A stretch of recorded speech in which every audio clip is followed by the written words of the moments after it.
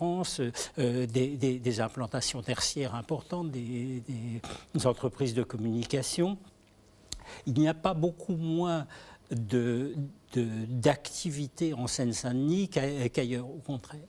Mais il est en train de se passer une division, une séparation entre, d'une part, une population active, dynamique, etc., qui est reliée à la capitale, et d'autre part, c'est dans l'ensemble de l'Île-de-France, un des départements dans lequel la proportion des sans diplôme a progressé entre les deux recensements. Et des chômeurs, est très élevé. Et des chômeurs, 99 à 2006. Ouais. Les sans diplôme, c'est encore presque plus grave parce que on peut dire que ce sont des jeunes pour l'instant, mais qui seront de moins en moins jeunes, qui risquent d'être écartés de l'emploi ou des activités valorisées dans le futur. Donc là, moi, mon inquiétude, c'est cette nature-là. C'est celle d'une séparation au sein de nos villes, au sein de nos quartiers, entre des gens qui ont leur chance et des gens qui n'ont pas leur chance.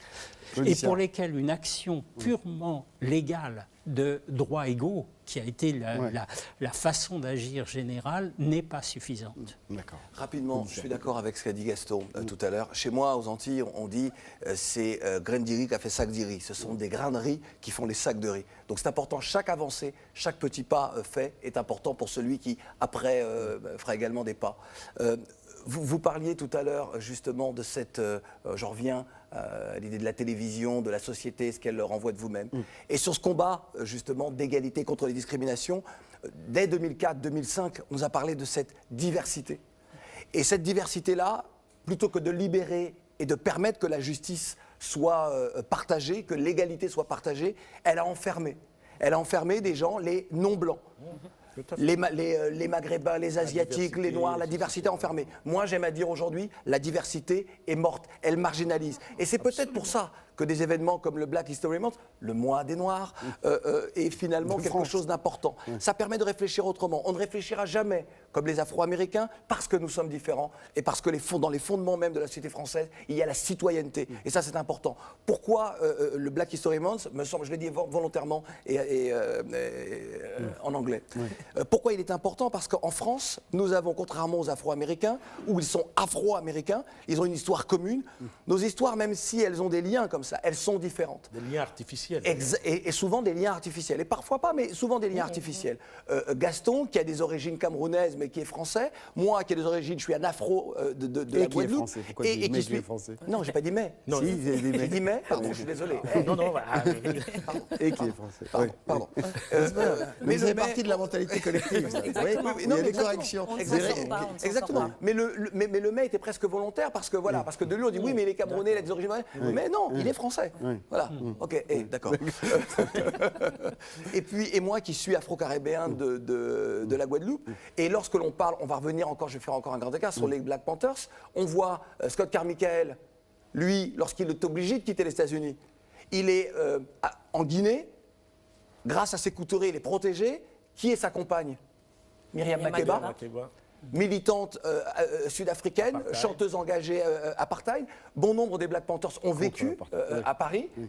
Kathleen Cleaver, Angela Davis donc, il y a des liens. Et quelques autres. Et il y a donc des liens. Et nous, le fait de cette diversité d'histoire, ethnique, tout ce que vous voulez, territorial, fait que le Black History Month a peu à peu avoir en tout cas une autre signification, une autre dimension. Si chaque composante de la République organise un événement en lien avec son histoire propre, est-ce que c'est un atout supplémentaire? C'est forcément un atout de division. dans une France qui aujourd'hui vous oppose le non au communautarisme, mais une France qui est un pays de communauté. Notre France est un pays de communauté. Acceptons-le, mais ce n'est pas une opposition. Et le but, c'est vraiment d'arriver à l'universel, c'est-à-dire qu'au lieu, enfin, ces initiatives qui peuvent émerger de communautés. Dites à partir des particularismes, vous arrivez vers l'universel. Exactement, tous les liens, les liens sont artificiels, on vient de le dire, mais toutes les communautés, et même les communautés nationales, sont artificielles. L'histoire a montré, on a des guerres, on a des frontières qui se déplacent. Si un jour on dit que la Martinique et la Guadeloupe ne font plus partie de la France, elles feront plus partie de la France. Tout évolue et tout se crée. Donc, quel est le modèle de communauté que nous voulons créer en France? Il y a des gens qui ne veulent pas s'enfermer, mais qui ouvrent les bras vers d'autres communautés. Citoyenneté. Moi, je veux dire justement à propos de ces termes, la communauté n'est pas communautarisme. communauté n'est pas ségrégation. C'est quand on se fonde sur votre différence artificielle pour vous sectariser, c'est là que ça devient mauvais. Mais je ne cesserai pas d'être noir, elle ne cessera pas d'être femme, il ne cessera pas d'être blanc. Ça, c'est des communautés qui, par la vision, peuvent renvoyer à des choses. Mais à partir du moment où on vous dit, vous serez des éboueurs, parce que c'est la communauté des éboueurs, c'est là que le problème apparaît. Et puis, je voudrais revenir un peu sur ce que M. Lagrange disait par rapport au 9-3. Il faut regarder, il faut faire une étude beaucoup plus profonde. Le département de Seine-Saint-Denis. Oui, le département de Seine-Saint-Denis, pardon, pour ceux qui ne comprendraient pas. Vous voyez, aujourd'hui, on dit 9-3. Voilà. Et justement, cette discrimination-là est aussi très mauvaise. C'est voir qu'est-ce qui se passe aux en Seine-Saint-Denis. Est-ce que le grand débat aux États-Unis par rapport à la discrimination positive a été, est-ce que c'est sur le territoire ou bien est-ce que ça a été sur l'individu? Je ne suis pas sûr que ceux qui réussissent en Seine-Saint-Denis restent en Seine-Saint-Denis. Ils vont ailleurs. Donc, le malaise de cet espace-là aujourd'hui, c'est qu'ils restent souvent et ils reviennent aussi renforcer ce malaise et puis cette perception. C'est ceux qui n'ont pas réussi. Il y a aussi un attachement au territoire qu'a démontré Hugues Lagrange.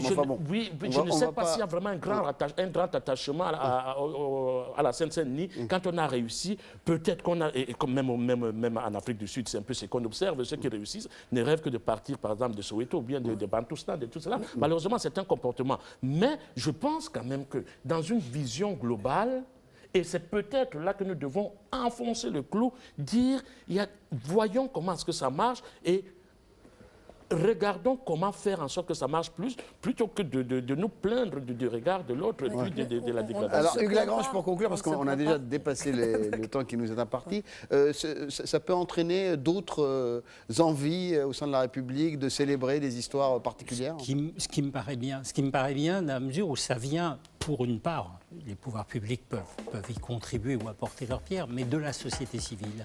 Je pense que c'est complètement différent. Ce qui est inacceptable, c'est le racisme. On ne vous tolère pas parce que vous êtes, ou l'assignation d'un stéréotype. Mais par contre, le fait d'affirmation d'identité, le fait de revendiquer une culture et une différence et une histoire différente m'apparaissent des choses à encourager. Tant qu'on est dans le cadre du respect des règles de la République. La raison d'être de la République, c'est d'articuler ces différences. Et dans la tolérance. Et à partir de ce moment-là, les choses peuvent fonctionner. On confond toujours le fait qu'à partir du moment où on reconnaît les différences, on accepterait les discriminations. Merci infiniment. Je sais que vous avez beaucoup de choses à dire encore, mais vous reviendrez, Claudie Siard. Merci à Maboula Soumaoro. Merci Hugues Lagrange. Merci Gaston Kellman. La semaine prochaine, un autre, Toutes les France. Au revoir.